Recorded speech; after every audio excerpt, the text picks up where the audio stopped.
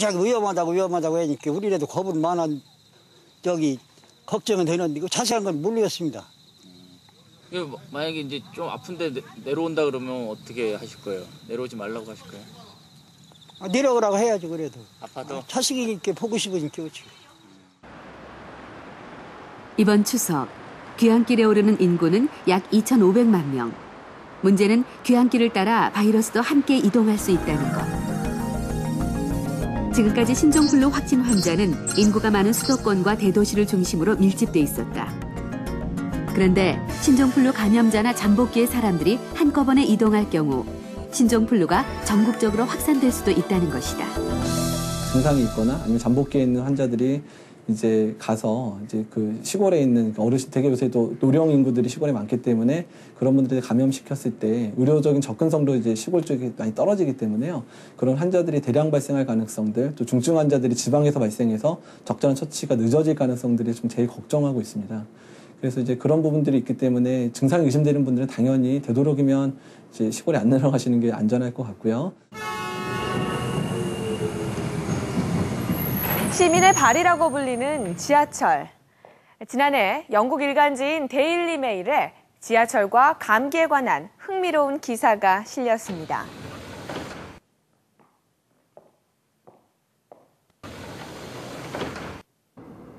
영국 로저 핸드슨 박사의 연구 결과에 의하면 감기에 걸린 사람이 출퇴근 시간에 지하철 에스컬레이터에서 입을 가리지 않고 재채기를 하면 손잡이에 감기 바이러스가 묻어서 최대 150명에게 감기를 옮길 수 있다고 합니다.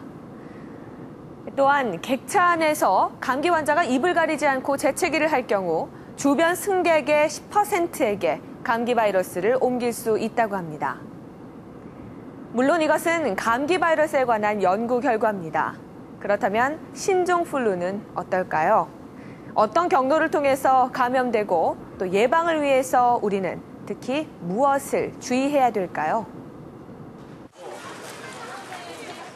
신종플루 확산에 대한 우려감이 가장 높은 것 중 하나는 바로 학교다. 7월 이후 학교 등을 중심으로 집단 발병 사례가 늘어났기 때문이다. 이 학교에서는 아직까지 신종플루 환자가 나오지 않았지만 매일 아침 전교생이 발열 체크를 받는다. 신종플루 예방과 확산 방지를 위한 최소한의 조치다.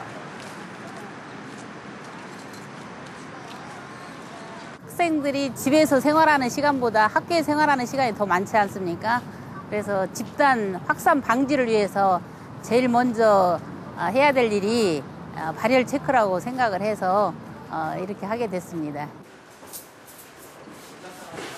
또한 신종플루를 예방하기 위해서 학생들의 손이 많이 닿는 교실 문이나 책상 등을 알코올을 이용해서 수시로 소독한다. 학생들의 신종플루 감염률이 높아지면서 생겨난 새로운 풍경 중 하나다. 우리나라의 신종플루 감염자 연령을 살펴보면 10대 청소년 비율이 무려 48.7%, 10세 미만 어린이들의 비율이 15.2%에 달한다. 지금 예상했듯이 8월 말에 개학을 하면서 초중고등학교에서 신종플루 환자가 집단 발생하고 지금 대학교까지 집단 발생하고 있습니다. 좀 더 번지고 있는 양상이죠. 그렇다 보니까 지금 신종플루 환자의 대부분은 10대, 20대에서 발생하고 80% 가까이가 이제 30세 이하입니다. 따라서 이 초중고등학교, 대학교 학생 사이에서의 신종플루를 통제하는 것이 2차적인 고위험군이나 노인에서의 피해를 줄일 수 있는 겁니다. 경기도 광명시.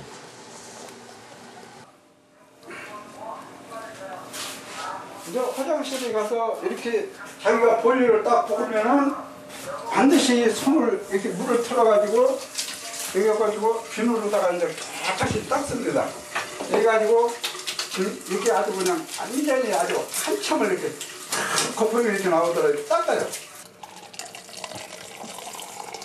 이렇게 이제 뜨신 물로 항상 칫솔은 자기가 양치질 하고 나서는 반드시 다음에 생각을 하고 이렇게 뜨신 물에 완전히 이제 소독을 하게끔 이렇게 담궈 놔둡니다. 선배도 했는데.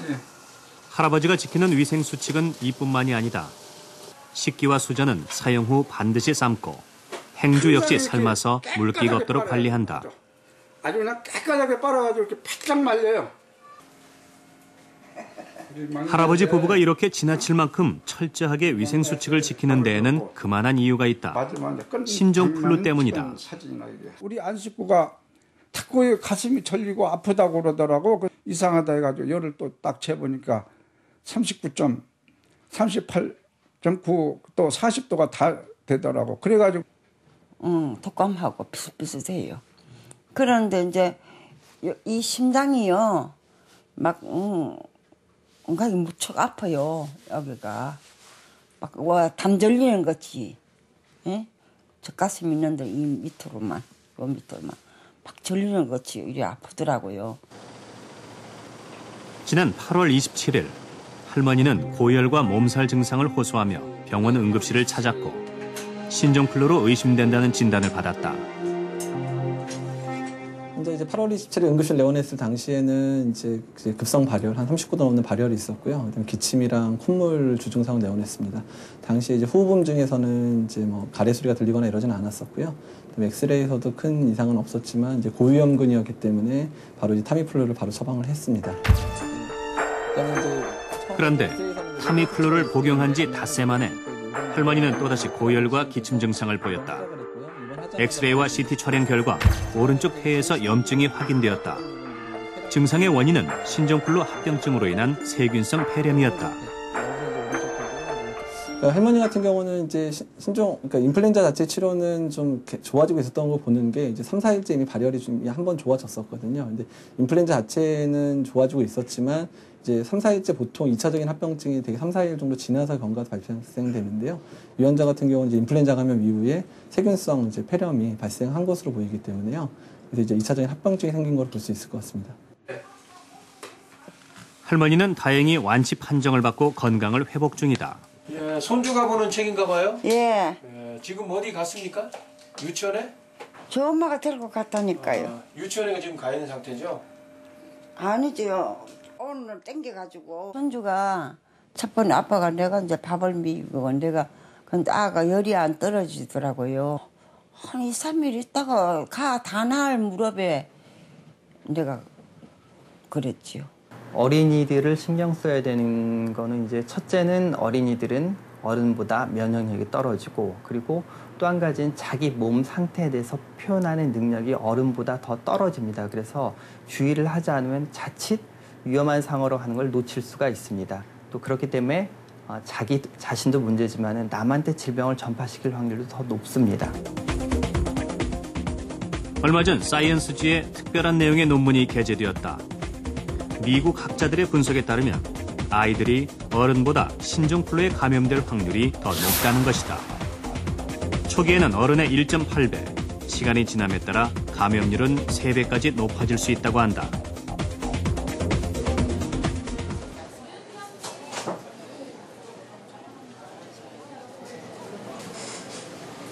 서울의 한 신종플루 거점병원. 올해 21살과 18살의 형제. 얼마 전 두 사람 모두 신종플루 확진 판정을 받고 치료를 받아왔다. 찍느라고? 아이고, 앉으셔. 지금 심장, 폐, 폐렴 없고 깨끗해. 그러니까 뭐 이제 합병증 없이 잘 났어요. 콧물도 없고. 다행히 형제 모두 완치 판정을 받았다. 두 사람은 각각 어떤 경로를 통해 신종플루에 감염됐던 것일까?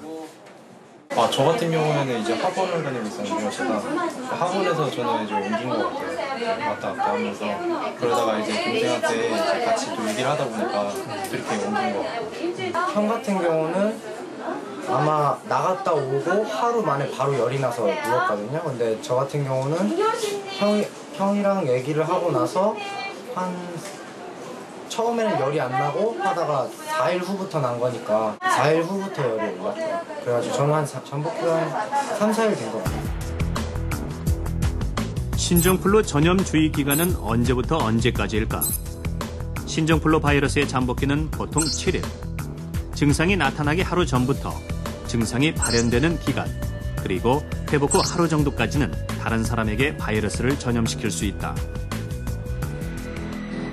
우리가 10월 초에 추석 명절